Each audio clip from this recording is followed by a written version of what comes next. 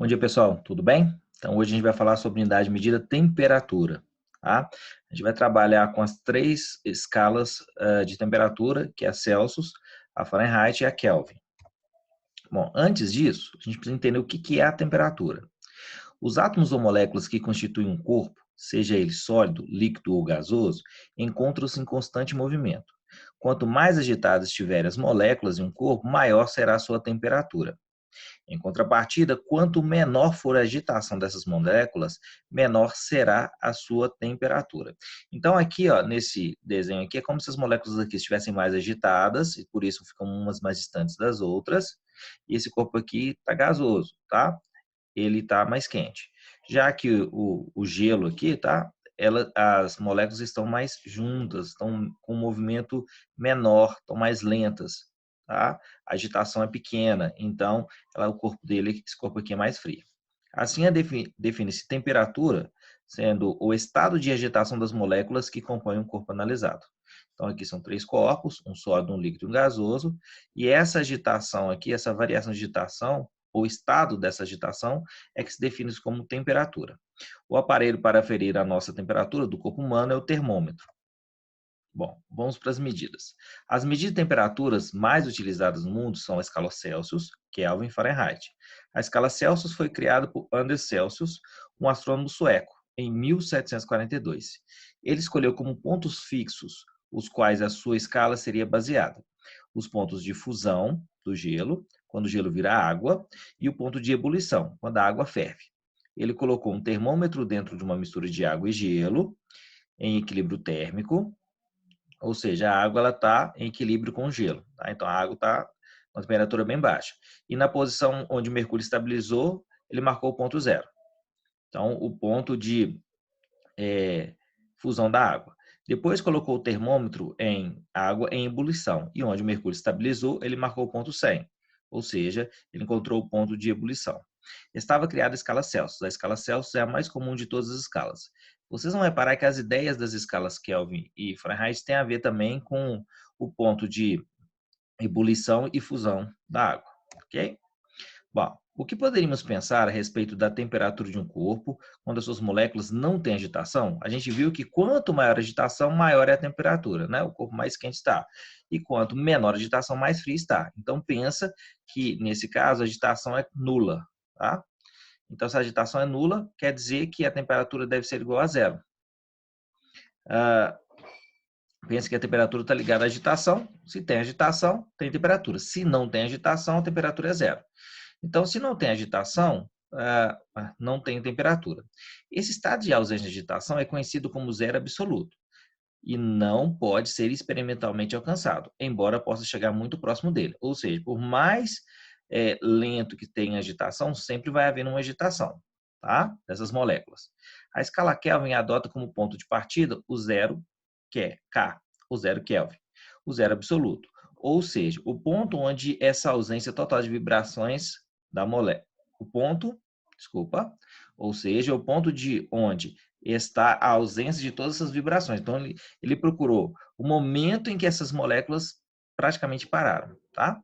Nesse momento, o gelo se encontra a 273,15 Kelvin e a água ferveria a 373,15 kelvins, ao nível do mar.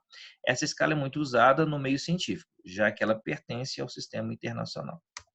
Bom, lá para os anos de 1714, Daniel Gabriel Faraday colocou o seu termômetro ainda sem nenhuma escala dentro de uma mistura de água, gelo e sal de amônio.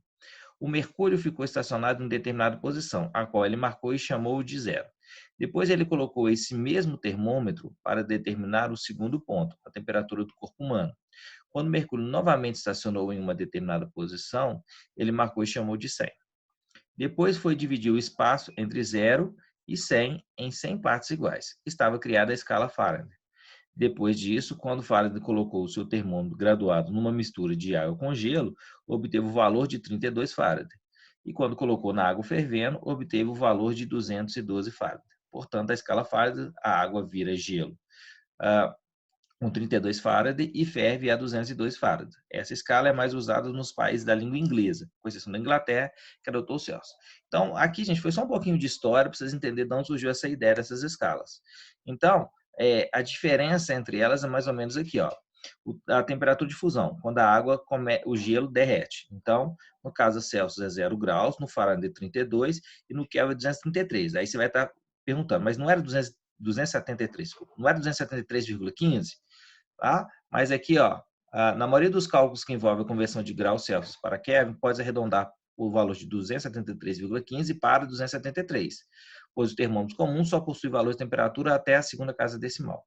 Pode-se fazer isso, tá? Então, alguns exercícios eu vou resolver com essa ideia, com 273, e outros eu vou fazer com 273,15, que é mais preciso. Já a temperatura de ebulição da água, que é quando ela ferve na escala Celsius a 100 graus, na escala Fahrenheit 212 e na Kelvin 373 ou 373,15, para ser mais preciso. Bom, eu preciso agora, se eu tenho uma temperatura, existe uma temperatura correspondente na escala Celsius e na escala Kelvin, tá? Como aqui o número de divisões aqui é o mesmo, 100 e 100, então essas escalas aqui ela vai ser facilmente uma transformada na outra. É só perceber que se aqui é 0, aqui é 273. Ou seja, a escala Kelvin, ou a medida Kelvin, ela é 273 maior do que a escala Celsius. Então, a Kelvin, temperatura Kelvin, é igual a temperatura Celsius mais 273. Se quiser um pouco mais de precisão, 273,15. Aí aqui, se eu tenho 10 graus Celsius, eu somo 10 graus e chego à temperatura de 283 Kelvin. Aqui, ó, aqui são graus centígrados. Aqui é Kelvin apenas, não tem graus não, ok? Bom, em contrapartida, se eu quero fazer o contrário, eu quero ir de Kelvin para Celsius, em vez de somar, eu vou subtrair. É só jogar na fórmula aqui, ó. Eu tenho 0 Kelvin igual a temperatura em graus Celsius mais 273. Passo 273 para lá, ele fica negativo. Ok? Bom, agora, para transformar de Celsius para Fahrenheit, aí a gente tem que fazer um pouquinho mais de conta para chegar nessa fórmula. A ideia é a seguinte, tem uma temperatura aqui qualquer. Vou pegar aqui, ó. Então, nessa escala aqui eu vou chamar de C, nessa escala aqui eu vou chamar de F, tá? Então, vou montar uma proporção. C menos 0 está para F menos 32. Então, peguei essa temperatura menos o ponto a temperatura de fusão, essa é a minha temperatura de fusão. Então, ó, essa medida aqui está para o ponto de fusão dessa, né? Assim como essa está para o ponto de fusão. Então, ó, na verdade, eu estou calculando a diferença, desculpa. Então, a diferença entre a temperatura Celsius e o seu ponto de fusão nesse termômetro, tá? Vou fazer diferente. Dividido pela diferença entre o seu ponto de fusão e o ponto de ebulição, que é 100 menos 0. Tem que ser a mesma, proporcionalmente falando, dessa diferença aqui e essa diferença aqui. Bom, essa diferença aqui é F menos 32. Considerando que F é a temperatura Fahrenheit e C é a temperatura Celsius. E essa daqui é 212 menos 32. Bom, se eu fizer aqui C menos 0 é C, aqui vai dar 100, aqui vai continuar sendo F menos 32, vou colocar parênteses, e aqui vai dar 180. O 100 está multiplicando, está dividindo, passa para lá multiplicando. Então, eu passo a ter isso daqui, ó. Sobre 180. E aí eu vou simplificar, cortar um zero aqui, ainda vou dividir aqui por 2, vou dividir aqui por 2. Eu passo a ter essa relação aqui, ó. 5, que multiplica F menos 32 sobre 9. Ou seja, se eu tenho a medida em Fahrenheit, eu substituo aqui e acho em Kelvin. Se eu tenho, acho em Celsius. Se eu tenho esse Celsius, substituo aqui e resolvo a equação e acho em Fahrenheit. Então, com essa fórmula aqui, eu consigo encontrar qualquer uma das duas temperaturas, tendo uma delas. Então, se eu tenho Celsius, eu acho Fahrenheit. Se eu tenho Fahrenheit, eu acho Celsius. Tem como isolar esse F aqui também, tá? E encontrar o contrário. F dependendo de C, mas eu não vou fazer isso não, tá? Bom, agora para alguns exemplos aqui. Maria usou um livro de receitas para fazer um bolo de fubá.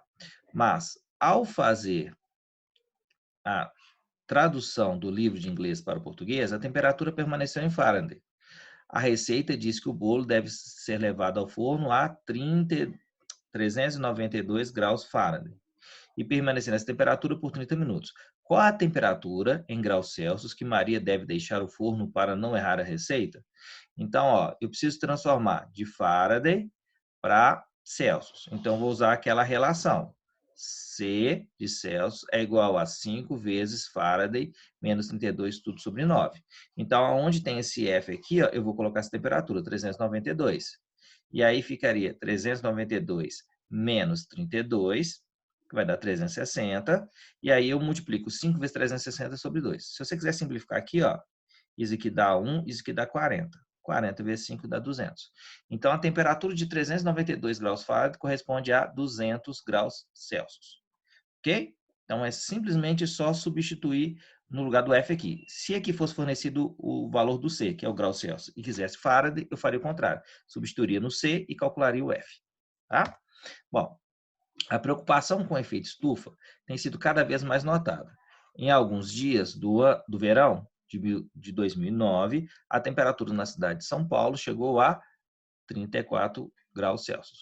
O valor dessa temperatura na escala Kelvin então eu preciso lembrar o quê? A fórmula. Qual que é a fórmula? Temperatura em grau, a temperatura Kelvin é igual à temperatura em graus Celsius mais 273. Então, basta eu pegar e substituir a temperatura graus Celsius aqui e somar com 273. Eu vou passar a ter 307 Kelvin, que é esse resultado aqui, ó. Tome cuidado com o sinal, tá? Bom, a temperatura Kelvin, vocês vão observar que a gente não vai trabalhar com ela negativa, né? Bom, um outro exercício aqui, um pouquinho maior, fala o seguinte: na tabela a seguir temos os valores das temperaturas dos pontos de fusão e de ebulição do oxigênio, do fenol e do pentano. Quais seriam esses valores na escala Kelvin? Então, só, observe aqui, gente, que cada elemento químico, oxigênio, fenol, etano, carbono, cada um desses elementos, um dia vocês vão conhecer como elementos da tabela periódica também, alguns deles são elementos da tabela periódica, por exemplo, oxigênio, eles têm um ponto de fusão e um ponto de ebulição, tá? Nesse caso aqui, esses pontos estão numa escala Celsius. Eu preciso transformar para uma escala Kelvin. Então, ó, para transformar a temperatura que está na escala graus Celsius para a escala Kelvin, basta somar o valor em graus com 273 ou 273,5, que é mais exato, visto que a 0 graus Celsius corresponde a 273,15 graus, tem graus não, Kelvin, tá? Eu vou usar essa relação aqui então. Então, vou usar 273,15. Ou seja, eu vou pegar cada um aqui e vou somar 273,15. Então, por exemplo, o oxigênio, eu vou pegar a temperatura dele de fusão, que é menos 218,4, e somar 273,15. Vou obter 54,75 Kelvin. Vou pegar o ponto de ebulição, que é menos 183, e vou somar com mais 273,15. Vou obter 90,5 Kelvin. Vou fazer a mesma coisa com o fenol. Então, ó, 43, que é o ponto de fusão, mais 273 dá 316,15 Kelvin. Vou pegar o 182, que é o ponto de ebulição, vou somar com 273 e vou achar 455,15 Kelvin. E para finalizar, eu vou pegar o pentano e vou somar com 273 a sua temperatura, o seu ponto de fusão, tá? Que é menos 130, e vou achar 143,15 e vou pegar o ponto de ebulição e vou encontrar 309,25. Tá? Então, a proposta dessa aula era apresentar essas mudanças de temperatura e que vocês conhecessem essa temperatura. Então, para fechar essa aula aqui, ó, a minha sugestão é que vocês façam um resumo com todas essas medidas de temperatura e essas fórmulas que eu passei para vocês, ok? Não esqueça de fazer isso. No mais, muito obrigado, que vocês tenham um ótimo final de semana, tá? Fiquem com Deus e até a próxima aula.